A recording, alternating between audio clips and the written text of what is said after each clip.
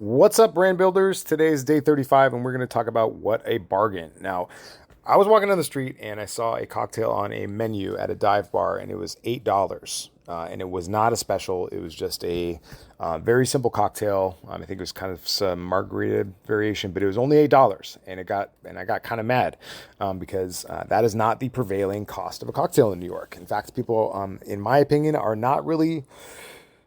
I think they walk in expecting to pay a little bit more than $8 for a cocktail, unless it's like some sort of a happy hour or some sort of other offer. And I promise I'm not going to talk about offers every single day, but it was not an offer. It was just an $8 cocktail on their regular menu, and I got pissed off. So what's happening here is that I think that they are playing a game. And this is more than one bar and restaurant, by the way. I've seen this on many times. And what I think is they're playing this game where they think that they have to charge what they think their neighbors are going to charge, or they have to be the cheapest on their block. But I think that they really are not engaging in the conversation that's happening in the consumer's mind. And I think that people are prepared and ready and expecting to pay a little bit more than $8 for a cocktail, because something that we've learned is that people are drinking less but better. So if they're going to come in there and only spend money on one drink, then you might as well get what you need for that to be profitable.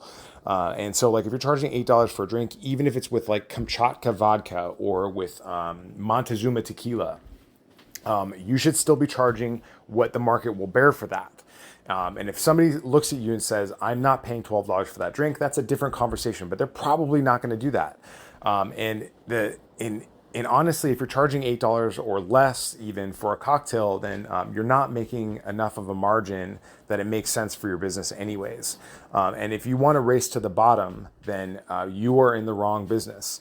So if people are drinking less but better, then switch up to a brand that they recognize and charge what they're willing to pay for it, and then get that better margin.